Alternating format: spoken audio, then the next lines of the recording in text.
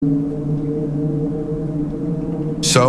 I go to a small-town church in northern Georgia, old school type. Wooden pews, stained glass windows that don't really match, and a creaky old piano that somehow still works. Easter Sunday is always a big deal for us. There's this tradition where we all meet before dawn up on this hill behind the church. You hike up in the dark, bundled up in jackets, sipping coffee from paper cups. The pastor gives a short sermon while the sun rises over the tree line. It's quiet, peaceful, beautiful. This year I was helping organize it, which meant waking up at 4 a.m., loading folding chairs into the back of my truck, and meeting the rest of the team by 5. We set up a few portable heaters, a small speaker for the pastor's mic, and lined the trail with little battery lanterns. I remember the sky was that deep, dark blue, the kind right before it starts turning orange. You could still see your breath in the air. Birds weren't even chirping yet. Everything felt still, too still. People started trickling in around 5:30. Families, elderly folks with blankets over their laps, kids half asleep clinging to their parents. The pastor arrived warm and smiling, holding his Bible against his chest. We all sat in our little plastic chairs facing east. He started speaking, something about hope, about resurrection, about new beginnings, and then it happened. Out of nowhere, this scream tore through the trees behind us. It was long, shrill, painful, the kind of sound that instantly turns your stomach inside out. Everyone froze. I mean, everyone. The pastor stopped mid-sentence. A couple of people gasped. One of the little girls started crying. We all turned around, staring at the woods. Nothing, just shadows between the trees. Then, another scream, closer this time. A few of us, me, the pastor, and this guy named Joel, grabbed flashlights and started down the hill toward where the sound had come from. I remember the pastor saying something like, "It could be a herd animal," but he didn't sound convinced. The trail dipped into this patch of thick trees. Our lights barely cut through the dark. Every crackle of twigs made me jump. Then we saw it. A person, standing perfectly still between two trees. We called out, but they didn't move. Not a twitch. They were facing us, but their face didn't look right. Pale like paper soaked in water. Their mouth hung open like they were still mid-scream, but no sound came out. Joel took a step forward, and that's when the figure ran. Not away from us, but toward us. We bolted, didn't even try to be brave. We just turned and ran full speed back up to the hill. When we got to the hill, that's when the pastor shouted at the rest of the congregation, "Go! Get off the hill!" We ran, tripping over gear, over each other, down the hill in the dark. Someone twisted an ankle. Someone else dropped a phone. But we didn't stop. I looked back once. Finally, we gathered in the church parking lot, breathing hard, shaking. People were crying. Some folks called the police. Others were too scared to speak, but everyone came back. Nobody was missing. Nobody left behind on the hill. The police swept the area, found nothing. No tracks, no signs anyone else had been up there. No evidence of anything. But the weirdest part?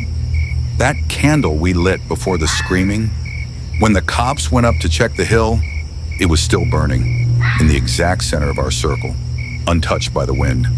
The next Easter, nobody wanted to do the sunrise service. We held it inside, windows shut, doors locked. They told us a woman died on the trail last Easter. Fell, they said, slipped somewhere near the summit. Some blamed the rain, others whispered about something off. A few even said she was pushed, but people talk, hikers gossip, and we weren't about to cancel our trip over some trailside folklore. There were 5 of us, me, my brother, our 2 friends Jamie and Lex, and Lex's cousin Aaron. We'd been planning the Easter weekend hike for weeks. The idea was to spend the long weekend away from the city, unplugged and completely off-grid. Just nature, some tents, and the stars. The trail was part of an old national forest loop. Beautiful, but barely maintained. It hadn't been updated on any recent maps, which made it even more appealing. A hidden gem, as Lex put it, a place no one else would be crowding during the holiday. We got there Friday morning, It took us about 3 hours from the last paved road to get to the trailhead, and the air smelled like moss and pine and damp earth.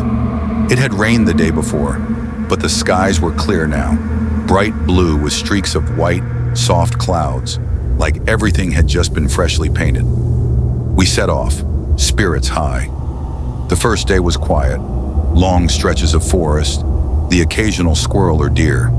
But around midday Saturday, the woods started to feel different. Not bad, just oddly silent, like the birds had gone quiet, like the wind was holding its breath. That night, we camped just below the summit. That's when Aaron brought it up, the woman who died. He said he remembered reading about it in a local Facebook group. Woman in her late 30s, solo hiker, never came back. Body was found on Easter Sunday. Broken legs, cracked skull. But here's the thing, no signs of a fall, just found in the middle of the trail, like she laid down and died. Lex rolled her eyes. Urban legend, she said. Every good trail's got one. Still, that night I didn't sleep well. None of us really did. We reached the summit around noon on Easter Sunday. That's when we saw it. A small wooden cross, simple, hand-carved, stuck into the dirt just off the trail, with a wilted bouquet of white lilies beneath it. Lex went quiet. Jamie snapped a picture, but it felt wrong. We didn't linger long, just enough to acknowledge it, leave a few rocks by the cross, then start the hike down the backside loop. About 2 hours into the descent, Aaron stopped. "Do you hear that?" he asked. We didn't, until we did. Crying, very faint, far off. But it was there, a woman's voice, soft, broken sobs. We paused, listened. Jamie was the first to call out. "Hello? Hello? Are you okay?" No answer. The sobbing stopped. We stood there, frozen. Then it started again, closer. "I think someone's hurt," Lex said, already stepping off the trail toward the sound. We followed, but the forest got dense fast. And the sound, it kept moving, always just a little ahead. We never found the source of the crying. Eventually, the lights started to fade, and we decided to set up camp again. None of us wanted to admit it, but we were freaked out. Aaron kept looking over his shoulder. Lex was uncharacteristically quiet. Around midnight, I woke up. Something had brushed my tent. I sat up, heart hammering. Then I heard it. The crying. Right outside. I held my breath. It sounded like it was right there. A woman, sobbing, whispering between breaths. "Why did you leave me?" I scrambled out of my sleeping bag and unzipped the tent just enough to peek out. No one was there, but the sobbing continued, like it was circling the tents. I saw Jamie peeking out too. His eyes were wide. Then it just stopped. Silence. Dead. Absolute silence. The next morning we packed up fast. None of us talked much. But as we made our way back to the trail, something caught Aaron's eye. Another cross. Fresh. Still clean wood. No rot. No moss. And beneath it, another bouquet of lilies. Fresh too. Jamie looked at Lex. "You see this?" Lex nodded slowly. "That wasn't here yesterday." We didn't stop to take pictures this time. We finished the trail by late afternoon, got back to the car, drove home in near silence.